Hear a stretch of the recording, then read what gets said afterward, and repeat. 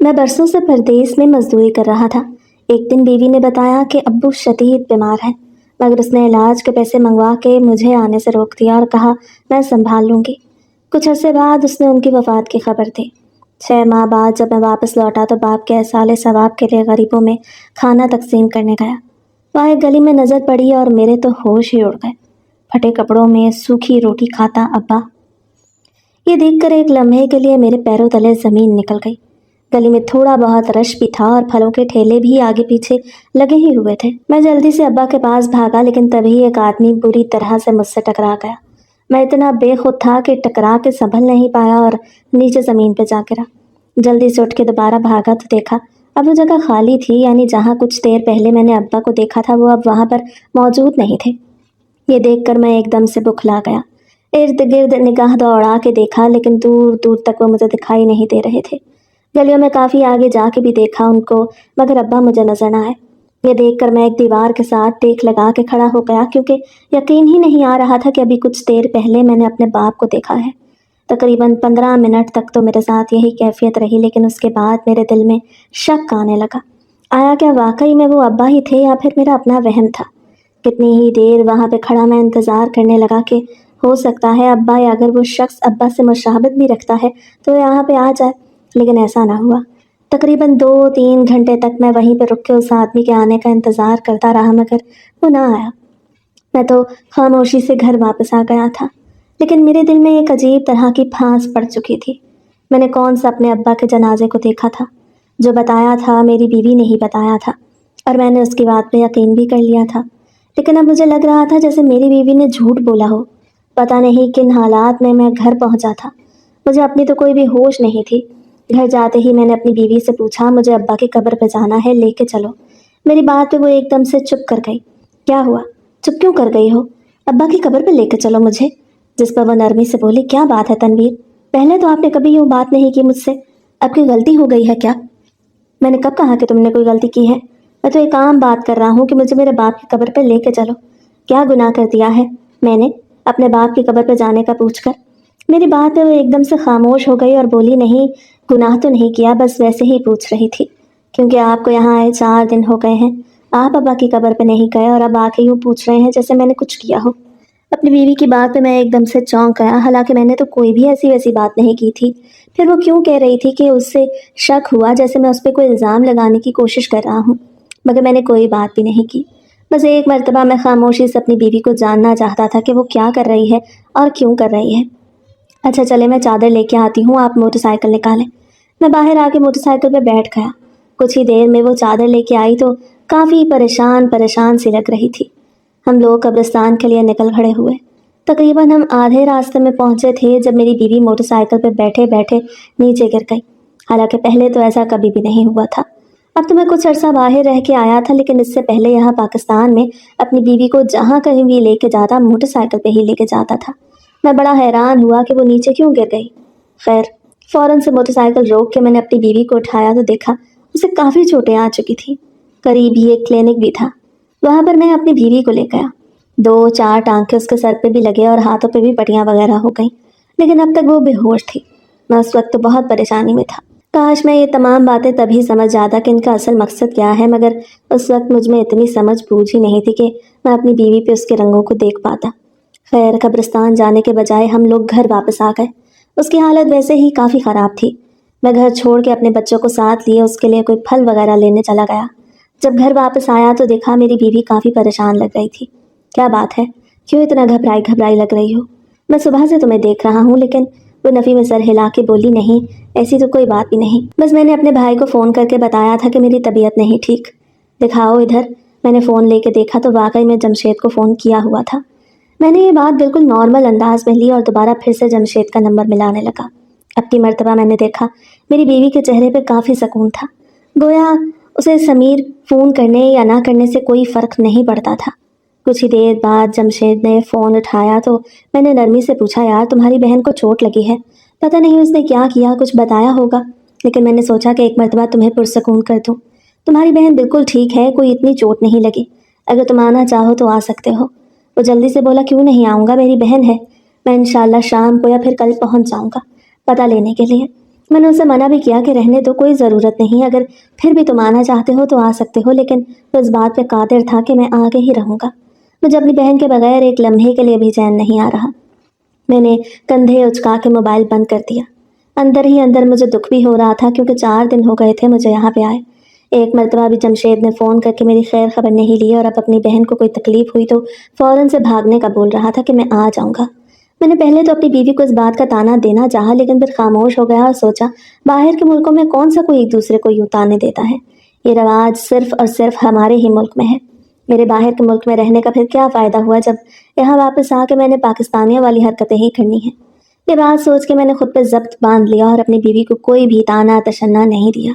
इसके बाद मैं जो काम छोड़ के आया था वो यहाँ पे मुझे थोड़ा ऑनलाइन करना था, क्योंकि जिस कंपनी के लिए मैं काम करता था उन्होंने मुझे छुट्टी एन सीज़न के दरमियान में दी थी।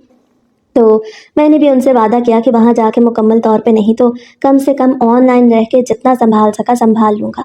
और उसके बाद उन्होंने मुझे महीने की आधी तनख्वाह देने का भी कहा था। तो मैं अपने काम में मगन हो गया।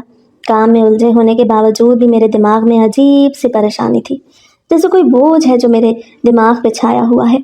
मैंने खुद से पूछा, क्या ये बोझ अब्बा का हमशक्ल देखने की वजह से है? लेकिन जवाब इनकार में आया। क्या ये बोझ मेरी बीवी की चोट लगी है इस वजह से है? दोबारा फिर जवाब इनकार में था। मैं बहुत ज़्यादा उलझा हुआ था। अपना काम करने की कोशिश भी कर रहा था, लेकिन दिमागी बोझ और खर्चार की वजह से मेरा काम नहीं हो पा रहा था। 2-3 घंटे तक मैं तकरीबन इसी कैफियत में झूंझता रहा। मोहल्ले वाले मेरी बीवी के मुताल्लिक खैर खबर लेने के लिए आ रहे थे, लेकिन मुझे वहाँ पे मौजूद किसी भी इंसान के साथ कोई भी दिलचस्पी महसूस नहीं हो रही थी। सो मैं घर से बाहर निकल आया। जैसे ही अपने घर से बाहर आया तो मेरा पूरा वजूद एकदम से हल्का फुल्का हो गया। यूँ लग रहा था जैसे कोई कैद थी। अभी मुझे चलते कुछ ही देर हुई थी जब अचानक से मेरा पैर किसी शय के साथ टकराया। मैंने गड़बड़ा के नीचे देखा तो एक फ़कीर था जो दीवार के साथ टेक लगा के बैठा था। एक पैर उसने मोड़ के पेट के साथ लगाया था, जबकि दूसरा पैर लंबा करके गली में आगे करके रखा हुआ था। जब मैं आ रहा था तब तो यहाँ पे मुझे कोई भी बैठा दिखाई नहीं दिया, यानी उस फ़कीर ने शरारत की थी मुझे बिला वजह गिराने के लिए। मैं एकदम से गुस्से में आ गया। इससे पहले मैं उस फ़कीर को कुछ कहता तो वो होंठों पे उंगली रख के बोला, खामोश रहो, बोलो मत कुछ। क्यों ना बोलूँ मैं? यहाँ पे तुम खल्क़े खुदा को बैठे तंग कर रहे हो और उल्टा मुझे कह रहे हो कि मैं कोई बात ना करूँ। मैं बोलूँ ना? दिमाग ठीक है तुम्हारा? और ये पैर दरमियान में क्यों किया हुआ है? पीछे करके बैठो। लेकिन मेरी बात पे अमल करने के बजाय वो एकदम से हाथ झाड़ता हुआ उठ खड़ा हुआ। मेरे ऐन करीब आके बोला, परेशान होना बनता भी है। तुमने तो बूढ़े बाप की खबर भी नहीं ली। तुम्हें क्या पता कि क्या बीती है उस पर। ये बात सुन के मेरे तने अबरू एकदम से और तन गए और मैं झटका खा के जल्दी से बोला, बाबा क्या बात कर रहे हो तुम मेरे अब्बा की बात कर रहे हो ना? हाँ, मैं उन्हीं की बात कर रहा हूँ। हाँ, मैं उन्हें ही ढूंढ रहा हूँ। मेरी बीवी कहती है वो मर गया, पर मेरा दिल नहीं मानता कि मेरा बाप मर सकता है। मैंने कल देखा था अपने बाप को। मेरी बात पे फ़कीर एकदम से ऊंचा ऊंचा कहका लगा के हंसा और बोला, क्या पता तुम ठीक ही लगा हो। इस बात पर मैं एकदम से चौंक गया। लेकिन वो फ़कीर मज़ीद वहाँ पे नहीं रुका और उछलता कूदता वहाँ से जाने लगा। पीछे जब मुझे होश आया कि वो फ़कीर अब यहाँ पे नहीं तो मैं एकदम से उसके पीछे भागा और उनको बुलाने लगा, बाबा मेरी बात तो सुनो, बाबा रुको, मेरी बात सुनो। जा जा खोज अपने राज को, जा भाग जा भाग जा। ये कहता हुआ वो उछलता कूदता वहाँ से चला गया, जबकि पीछे एकदम से मेरे माथे पे पसीना झलकने लगा। मुझे समझ नहीं आ रहा था कि अभी चंद लम्हे पहले जो कुछ हुआ क्या वो हकीकत भी है या नहीं। मैं अपने आप में ही गुमसुम खड़ा था। तभी पीछे से एक गाड़ी आई और हॉर्न बजाया तो मैं अपने होश हवास में वापस आया। मैंने चौंक के इर्द गिर्द देखा तो अब मुझे दूर दूर तक कहीं पर भी वो फ़कीर दिखाई नहीं दे रहा था। या अल्लाह, ये क्या माजरा है? क्यों मेरे साथ ये सब कुछ हो रहा है? क्यों इतनी पहेलियाँ मेरी ज़िंदगी में एकदम से आ गई हैं? मैं क्यों नहीं समझ पा रहा? जो हकीकत है वो मुझे दिखा दे। खैर कुछ देर मज़ीद वहाँ पे खड़ा होने के बाद मैं घर वापस आ गया, लेकिन घर आते ही मुझ पे दोबारा फिर से वही थकावट और बेजारी छाने लगी। मैंने एक बात बड़े अच्छे से महसूस की थी कि पहले मुझे अपनी बीवी से बड़ी ही मुस्बत किस्म की वाइब्स आती थी, लेकिन जब से मैं बैरून मुल्क से वापस आया था तब से मुझे अपनी बीवी से बड़े मनफी महसूसात आ रहे थे, जैसे वो कुछ गलत कर रही है और मुझसे छुपा रही है। हालांकि हम दोनों की लव मैरिज थी, इसके बावजूद भी पता नहीं क्यों मेरा दिल ही नहीं चाहता था अपनी बीवी के पास बैठने का या उससे बात करने का। मेरे बच्चे भी अक्सर ही मुझसे शिकायत करने लग गए कि बाबा आप हमारी माँ को वक्त नहीं देते। लगता है वहीं पे आपने किसी के साथ शादी कर ली है। اگر ایسا نہ ہوتا تو آپ ہماری ماں کو اتنا نظر انداز نہ کرتے۔ میں ان بچوں کو دیکھ کے رہ گیا، کتنے ہی سال میں باہر رہا تھا تو وہ میرے پیچھے اتنے بڑے ہو گئے، مجھے علم ہی نہ ہو سکا۔ لیکن ان بچوں کو میں کیسے بتاتا کہ ان کی ماں سے بات کرنے کا میرا بالکل بھی دل نہیں چاہتا تھا۔ 3-4 دن یوں ہی بیت گئے، میری بیوی کے ٹانکے بھی کھل گئے، لیکن میں عجیب و غریب کشمکش میں مبتلا تھا کہ مجھے کیا کرنا چاہیے اور کیا نہیں کرنا چاہیے۔ میں بار بار انہی گلیوں کے چکر لگا رہا تھا کہ مجھے وہ بابا ایک مرتبہ دوبارہ مل جائے اور میں اس سے اچھی طرح پوچھ سکوں کہ تم میرے بابا کے متعلق کیا بات کر رہے تھے، لیکن میں ہمیشہ ناکام ہی ہوتا رہا۔ 5ویں دن جب میں بری طرح سے تھک گیا تو گھر واپس آیا، دیکھا میری بیوی کافی حشاش بشاش لگ رہی تھی۔ میں نے نرمی سے کہا اٹھو اور مجھے میرے باپ کی قبر پہ لے کے چلو۔ ایک دم سے میری بیوی کے چہرے کی رنگت اڑ گئی۔ یہ بات میں نے پہلے تو بالکل بھی محسوس نہ کی، لیکن آج میں بڑا واضح فرق دیکھ پا رہا تھا۔ کیا ہوا؟ ایک دم سے تمہارے چہرے کی رنگت کیوں اڑ گئی ہے؟ چلو لے کے چلو مجھے میرے ابا کی قبر پہ۔ اسی وقت میری بیوی درد سے کراہنے لگی اور بولی پتہ نہیں، اچانک سے میرے سر کے پچھلے حصے میں بہت شدید درد ہو رہی ہے۔ کیا ہوا؟ میں ایک دم سے پریشان ہو کے آگے بڑھا تو وہ درد سے تڑپ رہی تھی۔ اس وقت یہ بات مجھے سمجھ ہی نہ آ پائی کہ میری بیوی ایک ڈرامہ کر رہی ہے۔ کاش میں سمجھ جاتا۔ میں نے فوراً سے اپنے بچوں کو بلایا اور کہا کہ خبردار اب مجھے بچوں آپ لوگوں کا شور سنائی نہ دے، اور اپنی ماں کو کچھ کھانے کے لیے لا کے دو، بیچاری کی حالت دیکھو کیا ہو گئی ہے۔ یہ کہہ کے میں کمرے میں جا کے بیٹھ گیا۔ پتہ نہیں کیوں اپنی بیوی کی تکلیف دیکھ کے میرا دل بالکل بھی نہیں دکھا تھا، میں بالکل نارمل تھا، گویا مجھے فرق ہی نہ پڑ رہا ہو۔ اور یہ بات دیکھ کے مجھے کافی ڈر بھی لگ رہا تھا کہ میں کتنا پتھر دل ہو چکا ہوں اپنے گھر والوں کے لیے۔ میرے دل میں محبت بالکل ہی ختم ہو چکی ہے۔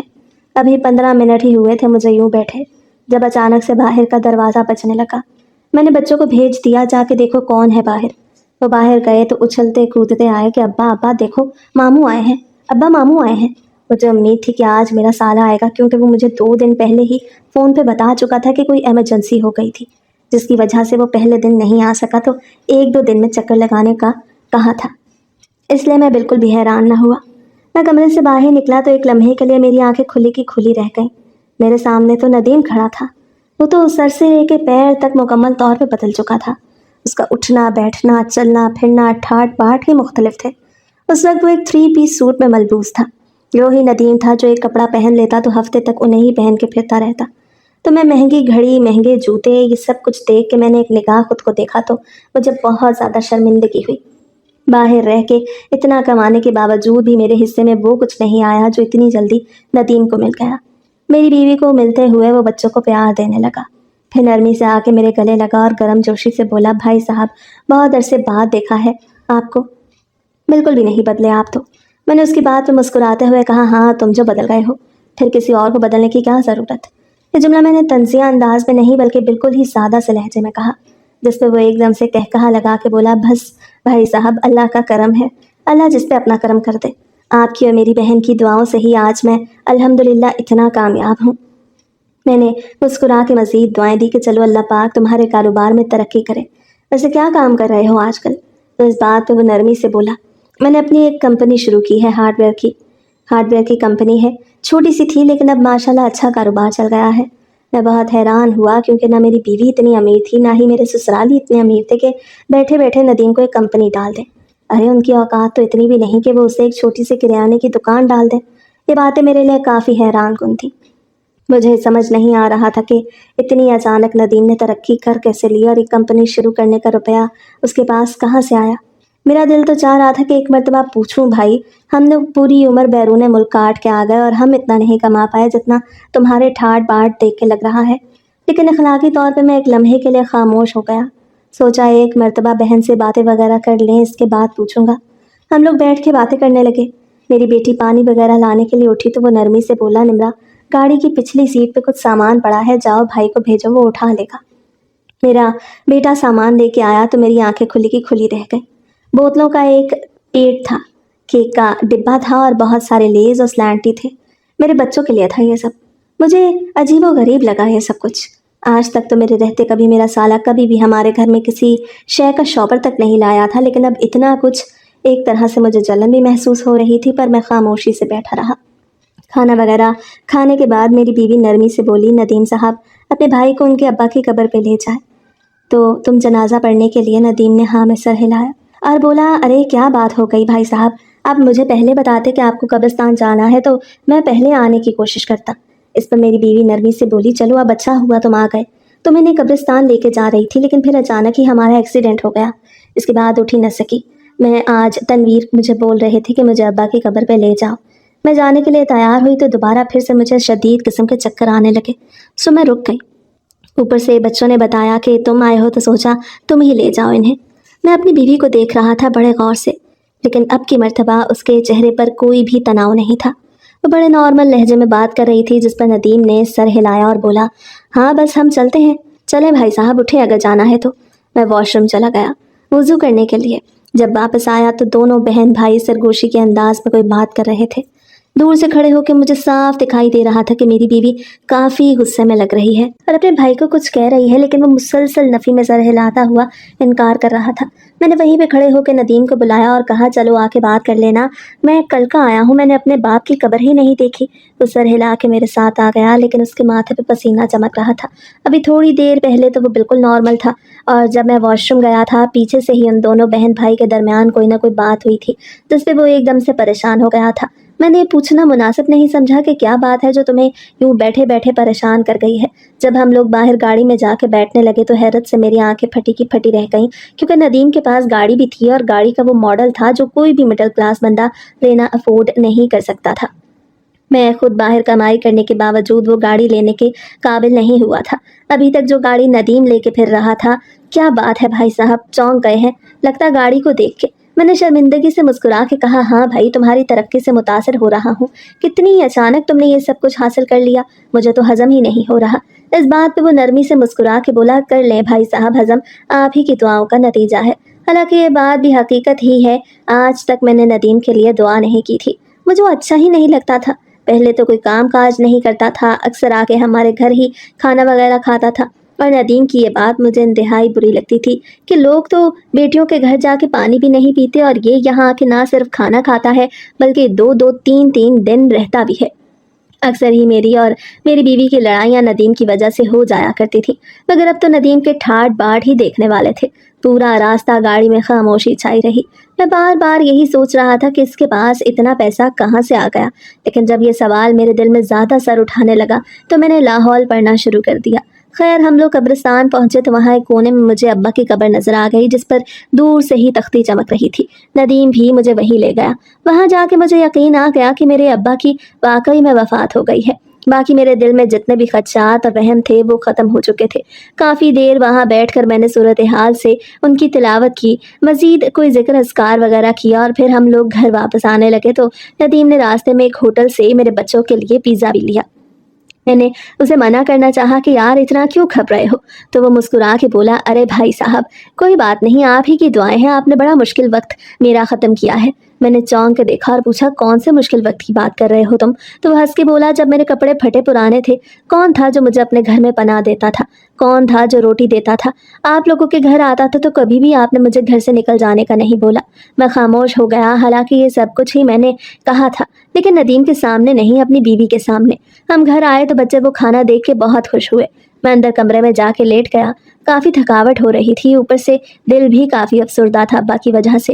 لیٹے لیٹے تقریباً مجھے اونگ آ گئی تھی۔ کچھ دیر بعد ہلکی ہلکی باتوں کے شور سے میری آنکھ کھلی۔ بچے ڈرائنگ روم میں بیٹھے ٹی وی دیکھ رہے تھے، اور لاؤنج میں میری بیوی اور اس کا بھائی بیٹھے کوئی بات کر رہے تھے۔ ان کی باتیں بہت زیادہ تو مجھے نہیں سنائی دے رہی تھی، لیکن ہلکی ہلکی ان کی بنبناہٹ کانوں میں ضرور پڑ رہی تھی۔ ندیم تم یہ سب کیسے کہہ سکتے ہو؟ میں نے تو ابھی تک تنویر کو اس متعلق کچھ بھی نہیں بتایا، کچھ تو میرا برم رکھو۔ وہ نرمی سے بولا، آپا میں تمہیں کیسے بتاؤں، میرے حالات بہت خراب ہیں، یہ باہر ہی شوشہ ہے، میں بہت قرضوں میں ڈوبا ہوں، ابھی میں کوئی بھی مدد نہیں کر سکتا۔ اچانک سے میری آنکھ کھل گئی، پھر مجھے اپنی بیوی کے رونے کی آواز سنائی دی، جہاں وہ اپنے بھائی کو یہی کہہ رہی تھی کہ جو بھی کرنا ہے جلدی کرو، اور قرض لینا ہے بے شک لے لو، لیکن مجھے اس مسئلے سے نکالو۔ پھر کوئی بچہ ڈرائنگ روم سے اٹھ کے لاؤنج میں آ گیا تو شور ہونے لگا، اور ان کی باتیں ایک دم رک گئیں۔ میں ابھی اٹھ کے باہر آ گیا اور انہیں بڑے غور سے دیکھنے لگا، لیکن دونوں نے کوئی بھی بات نہ کی۔ میرے آنے کے فوراً بعد ہی ندیم اٹھ کھڑا ہوا اور مجھے گلے ملنے کے بعد بولا، اچھا بھائی جان پھر ملتے ہیں دوبارہ، جب آپا کے ٹانکے کھلیں گے پھر آؤں گا۔ یہ کہہ کے وہ وہاں سے چلا گیا۔ میں اپنی بیوی کے پاس ہی بیٹھ گیا اور پوچھا، کیا ہوا، تم دونوں کی کوئی لڑائی ہوئی ہے؟ میری بات وہ ایک دم سے سہم کے میری جانب دیکھنے لگی۔ کیوں، کیا ہوا؟ ہوا تو کچھ نہیں، कमरे में लेटा तो तुम दोनों का शोर आ रहा था। तुम मुझसे कह रही थी कि मेरे पास वक्त नहीं है। क्या हुआ, कोई बात है? जो भी मसला है मुझे बताओ। इस पे वो नफ़ी में सर हिला के बोली, नहीं नहीं, ऐसी तो कोई भी बात नहीं। मैं बड़े गौर से उसके लहजे का उतार चढ़ाव देख रहा था कि वो क्या बात कर रही है और क्या बात नहीं कर रही। वो तो मैं वैसे ही लगी हुई थी। जानते हो ना, नदीम ने अभी तक शादी नहीं की, तो मैं यही चाहती थी कि वो शादी कर ले, और वो कह रहा था कि फ़िलहाल नहीं कर सकता, कुछ माली मुश्किलात दरपेश हैं। मैं उसे जज्बाती करने के लिए ही कह रही थी कि शादी कर लो। बहुत समझाने की कोशिश की है मगर वो मेरी बात नहीं माना। ये बात सुन के मैं एकदम से हल्का फुल्का हो गया और सोचा मैं ही ज़्यादा दिमाग लड़ा रहा हूँ, जबकि कोई भी बात ऐसी वैसी नहीं। कुछ देर के लिए मैं अपने एक पुराने जानने वाले से मिलने के लिए बाहर निकल आया। उसका घर हमारे घर से आधे घंटे की दूरी पे था। सो मैं गाड़ी लेकर निकला। रास्ते में अचानक से मेरी गाड़ी के आगे वही शख्स आ गया जो मेरे बाप से मुशाहबत रखता था, और मैं उसे अब्बा समझ बैठा। फौरन से मैं गाड़ी से निकला और उस आदमी को देखने लगा। उसके माथे पर बुरी तरह से चोट लगी थी, कपड़े फटे पुराने थे, सर से खून निकल रहा था, जिस्म भी मैला कुचैला था, और उस आदमी से इंतहाई बदबू आ रही थी जिसपे मुझे बड़ी ज़्यादा कराहत आई।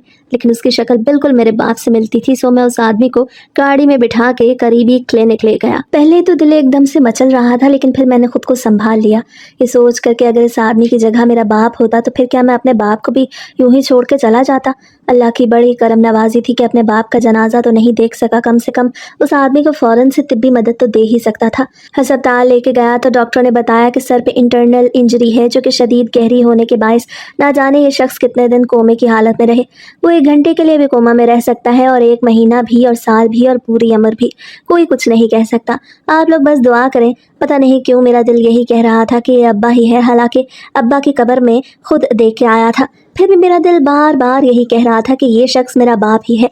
मैं वहाँ से उठ के घर वापस आने लगा, क्योंकि मुझे 2-3 घंटे हो चुके थे मुसलसल घर से बाहर रहते हुए, लेकिन मेरा दिल वहाँ से जाने का चाह ही नहीं रहा था। फिर भी खामोशी से मैं निकल आया और अल्लाह से दुआ करने लगा कि अल्लाह मेरे दिल को सुकून दे दे, उस आदमी को कोमे से बाहर निकाल दे। घर आया तो बहुत खामोश था। मेरी बीवी ने इतनी खामोशी की वजह भी पूछी, पर मेरे लब सिले हुए थे। मैं क्या बताता कि अपने बाप के हमशक्ल से मिल के आ रहा हूँ। उसे इतना ही नहीं बल्कि उसे अपनी गाड़ी से तकरीबन कुचल के ही अस्पताल में छोड़ के आ रहा हूँ, जो अब शदीद बुरी हालत में है। अगले दिन मैं फिर से हॉस्पिटल में आ गया और आते ही डॉक्टर से पूछा कि इस आदमी की कंडीशन में कोई बेहतरी है। तो डॉक्टर ने मायूसी से नफ़ी में सर हिला के कहा, नहीं, अभी तो ऐसा हमें कुछ भी दिखाई नहीं दे रहा, दवाइयाँ वगैरह दे रहे हैं, अल्लाह बेहतर करेगा। ये कह के वो चला गया। मज़ीद 1 घंटा बैठने के बाद मैं घर वापस आया तो देखा मेरी बीवी घर पे नहीं थी। बच्चों से पूछा तो उन्होंने भी लाइल्मी का इजहार किया और कहा अम्मा रिक्शे पे गई हैं कहीं। मैं बड़ा हैरान हुआ, क्योंकि जब का मैं वापस आया था 1 मरतबा भी मैंने अपनी बीवी को यूं चुपचाप घर से बाहर निकलते हुए नहीं देखा था। अगर मोहल्ले में भी कहीं जाती तो बता के जाती थी। वैसे भी काफ़ी दिनों से तो उसके सर पे बुरी तरह चोट लगी थी, तो वो चारपाई से भी उठने के काबिल नहीं थी। मैं बैठ के उसका इंतज़ार करने लगा। तभी मेरी बीवी वापस आ गई। उसके हाथ में खाकी लिफाफा था। मैंने हैरत से पूछा, कहाँ गई थी तुम? मुझे घर में आके देख कर वो ना डरी और ना झिझकी, बड़े सुकून से बोली, कुछ काम था बस। कैसा काम? बुशरा को थोड़ा कर्जा चाहिए था, अपने नाम पे निकलवाया है। कर्जा? लेकिन क्यों? मैंने हैरत से पूछा तो वो नरमी से बोली, घर शुरू करने लगे हैं अपना, कल आई थी मेरे पास है, रो रही थी, तो मैंने सोचा मैं ही कर्जा निकलवा देती हूँ, बेचारी का भला हो जाएगा। इस भले पर मैं चौंक के बोला, तो वो पैसे कहाँ से देगी, और अगर ना दिए तो हम कंगले हो जाएंगे। इसके अलावा तुमने ना मुझे पूछा ना ही बताया और ख़ुद ही कर्जा लेने के लिए चली गई। मुझे अपनी बीवी की ये बात बहुत बुरी लगी। हाँ, तो जब आप यहाँ पे नहीं थे तब भी तो सारे काम मैं खुद ही करती थी, आपसे हर बात थोड़ी पूछती थी। वैसे भी अब आदत हो गई है मुझे। मैं चुप कर गया। फिर मैंने उन कागज़ों को देखने के लिए हाथ आगे बढ़ाया तो खामोशी से उसने सारी फाइल मेरे हाथ में रख दी। जब मैंने कर्जे की रकम देखी तो मेरा दिमाग एकदम भग से उड़ गया। मुझे लगा था कोई 2-3-7 लाख का होगा, मगर ऐसा नहीं था। कागजात पर जो रकम लिखी हुई दिखाई दे रही थी वो 50 लाख की थी। तुम्हारा दिमाग तो नहीं ख़राब हो गया? इतनी बड़ी रकम तुमने एक पड़ोसन को निकलवा के दे दी। अगर वो भाग गई तो कहाँ से भरोगी ये पैसे? लेकिन वो बड़े नॉर्मल लग रही थी। संजीदगी से बोली, कर लूँगी कुछ ना कुछ। खैर, अब मैं बहुत थक रही हूँ, कल मुझे जाके अपने टांके भी खुलवाने हैं, और इस वक्त सर में शदीद दर्द हो रही है, तो मैं थोड़ा आराम करूँगी। ये कह के वो कमरे में चली गई। मैं जाते जाते अपनी फ़ाइल भी साथ ले गई, जबकि पीछे मैं खामोशी से ही बैठा रहा। मुझे समझ नहीं आ रही थी कि अभी ये सब कुछ क्या हुआ है। मेरी बीवी इतनी खुद मुख्तार कब से हो गई कि 50-50 लाख के कर्जे अपने नाम पे निकलवाने लगी। मैं काफ़ी परेशान था। मुझे समझ भी नहीं आ रहा था और सुकून भी नहीं आ रहा था। सो खामोशी से उठ के मैं बाहर निकल आया। थोड़ा बहुत फिरने के बाद अचानक से मुझे 7 मई का कॉल आया तो मैं हॉस्पिटल चला गया, क्योंकि वहाँ पे फिर भी थोड़ा बहुत सुकून था। हॉस्पिटल आते ही डॉक्टरों ने मुझे खुशखबरी सुनाई कि वह आदमी कोमा से निकल आया है, लेकिन अभी कोई बात वगैरह नहीं कर रहा, बस सबको खामोशी से देखता जा रहा है। मेरे लिए इतना ही बहुत था। एक अनजानी सी खुशी मेरे दिल में होने लगी। यूं लग रहा था कि वाकई मेरा बाप कोमे से निकल आया हो। जाके उस आदमी को पूछा कि बताएं अब आपकी तबीयत कैसी है, तो वो मुझे देख के एकदम से रोने लगा। उसने बोलने की कोशिश की, लेकिन इतनी हिम्मत नहीं थी कि वो बोल सके। लरस के करीब खड़ी उसने मुझे मना कर दिया कि ज़्यादा इनके दिमाग पे जोर नहीं डालना हमने। अगर ये बात अपने दिल से करते हैं तो करने दें, अगर नहीं करते तो रहने दें। मैं वहीं पे उनका हाथ थाम के बैठ गया। पता नहीं क्यों मुझे अब यकीन होने लगा था कि वही मेरा बाप है। काफ़ी देर वहाँ बैठने के बाद मैं घर वापस आया तो देखा नदीम भी आया हुआ था। वो बाद में मेरे लिए बड़ी हैरान कुन थी और दोनों बहन भाई कमरे में बैठ के खुसर फुसर कर रहे थे। मैंने हैरत से जाके पूछा, क्या हुआ भाई नदीम? बहन की इतनी जल्दी याद आ गई? तो वो मुस्कुरा दिया, लेकिन मेरी बीवी के चेहरे की रंगत पीली होने लगी। वो काफ़ी परेशान लग रही थी। मुझे वहाँ पर बैठना बड़ा अजीब लग रहा था। मैं उठ के दूसरे कमरे में आ गया। दिल में अजीब व गरीब ख्यालात आ रहे थे जो पैदा हो रहे थे। तभी दोबारा फिर मुझे कोई काम पड़ा तो मैं कमरे में गया। नदीम ये कह रहा था कि वो लोग घर खाली करने का बोल रहे हैं, जिसपे वो ये कह रही थी कि तनवीर को मैं क्या जवाब दूंगी। हम कहाँ घर खाली करें? तुम क्यों मेरा घर खराब करने के पीछे पड़े हो? अगर मैंने एक मर्तबा तुम्हारी मदद कर दी तो अब तुम इस मदद को मेरे लिए अजाब मत बनाओ, इसी में तुम्हारी बेहतरी है। लेकिन नदीम भी मुसलसल ना में सर हिलाता हुआ यही कह रहा था कि मेरे इख्तियार में कुछ भी नहीं, आप चुपचाप भाई को बता दें, वो खुद ही तमाम मामले को देख लेंगी। मैं दरवाजे के पीछे खड़ा उनकी बातें सुन रहा था और अंदाज़ा लगाने की कोशिश कर रहा था कि क्या बात है। मुझे पूरी बात तो समझ में नहीं आई, लेकिन इतना ज़रूर पता चल गया था कि जो भी मामला है वो काफ़ी बड़ा और संजीदा नौयत का है। उसी वक्त मैं अंदर गया और पूछा, क्या बात है? इस पे दोनों की बोलती ही बंद हो गई। मेरी बीवी ने नफ़ी में सर हिला के मना करना चाहा तो मैंने हाथ उठा के उसे खामोश करवा दिया और कहा, खबरदार तुमने कोई बात की तो जो भी बात है मुझे खुल के बताओ नदीम। लेकिन नदीम भी चुप था। दोनों ही एक दूसरे की शक्लें देख रहे थे, गोया दोनों ही कुछ बताने की हिम्मत न कर पा रहे हों। मुझे एकदम शदीद गुस्सा आ गया। मैं उन दोनों की पहेलियों से थक चुका था। सख्ती से कहा, नदीम इसे वक्त मेरी बात का जवाब दो, वरना मुझसे बुरा कोई नहीं होगा। जिसपे मेरी बीवी गड़बड़ा के बोली, देखें मैं आपको बात समझाने की कोशिश करती हूँ। तो मैंने फ़ौरन से उसे खामोश करा दिया और कहा, खबरदार अगर तुम्हारे मुंह से एक भी लफ्ज़ निकला तो मैं तुम्हें फारिग कर दूंगा। जिसपे वो तो दुबक के बैठ गई। तभी नदीम ने बोलना शुरू किया कि आप जब बाहर गए थे तो मेरे हालात बहुत ख़राब हो गए थे। मैंने एक आदमी के साथ मिलकर कारोबार करने का मंसूबा बनाया। उस आदमी ने पहले तो यही कहा था कि कारोबार के लिए वो मुझे पूरी रकम देने को तैयार है, लेकिन बाद में जब हमने कारोबार वगैरह शुरू करने का इरादा किया तो वो रकम देने से मुकर गया, जबकि मेरा जहन बन चुका था कि हमें क्या काम करना है और कैसे तमाम मामलात को देखना है। लेकिन जब ऐन मौके पे आके वो मुकर गया तो मेरे लिए मुश्किलात पैदा हो गई। मैंने आपा से मदद मांगी तो उन्होंने मेरी खातिर अपना घर बेच दिया। ये जो घर है आपका, ये घर इनके नाम ही था ना, तो इन्होंने ये घर बेच दिया। इसके बाद से लेके अब तक ये लोग किराए पे रह रहे हैं, लेकिन फिर दोबारा मेरा कारोबार घाटे में चला गया। मुझे पैसों की शदीद ज़रूरत थी। जो हमारा टेंडर था वो हमारे साथ फ्रॉड करके चला गया, तो आपा ने कुछ पैसे आपसे मंगवाए। अब आपा यही चाहती हैं कि घर मैं उन्हें वापस दिलवा दूं, लेकिन मेरे हालात बहुत ख़राब हैं, मैं नहीं कर पा रहा, तो अब ये दोबारा 50 लाख का कर्जा लेके आई हैं ताकि उस कर्ज से घर छुड़वाया जा सके और आपको पता न चले। बाकी वो थोड़ा थोड़ा करके ये चुकाती रहेंगी। ये बात सुन के मेरा दिमाग एकदम से घूम गया और मैं तेज़ कदमों से आगे बढ़ा और अपनी बीवी के मुंह पे एक ज़ोरदार थप्पड़ लगाया। वो लड़खड़ाती हुई नीचे जा गिरी। फिर नदीम का गिरेबान पकड़ के उसे बुरी तरह से पीटने लगा। मेरे बच्चे खड़े रो रहे थे, लेकिन मैं अंधाधुंध उन्हें मारता जा रहा था। तभी मैंने अपनी बीवी को तलाक दे दी और नदीम के मुंह पे एक ज़ोरदार थप्पड़ मारा कि उसके 2-3 दांत निकल आए। ये पता चला कि सिर्फ इतना ही नहीं, इन दोनों बहन भाइयों ने मुझे खा लिया था और अब दोनों ही लिठाई से खड़े होकर मुझे पूरी रात ये कहानी सुना रहे थे। मेरे बाप के मुतालिक भी झूठ बोला होगा तुमने। कहाँ है कमीनी औरत मेरा बाप? मैंने अपनी बीवी को बालों से पकड़ के दबोचा तो वो रोने लगी। फिर बोली, उसे एक ओल्ड होम में छोड़ दिया था। तभी मुझे याद आया कि हॉस्पिटल में भी जो शख्स है वो मेरा बाप ही है। उन दोनों को वहीं पे छोड़ के मैंने अपने बच्चों को गाड़ी में बिठाया और हॉस्पिटल आ गया। हॉस्पिटल में मज़ीद 2-3 दिन रुकने के बाद मैंने अब्बा को डिस्चार्ज करवाया और फिर उन्हें लेकर दूसरे शहर में दोस्त के पास चला गया। वापस मुड़ के मैंने ना अपनी बीवी की खबर ली, ना ही उसके भाई की। ऐसी बीवियों से बेहतर है कि बंदा शादी ही ना करे, और अगर करे तो कभी भी अपनी बीवियों को अकेला ना छोड़े। मेरी ज़िंदगी तो अजाब हो चुकी है। मैं आप लोगों को भी यही मशवरा दूंगा कि जहाँ भी शादी करें सोच समझ के करें। کہ جس سے شادی کر رہے ہیں وہ آپ کے ساتھ وفادار ہے بھی یا نہیں۔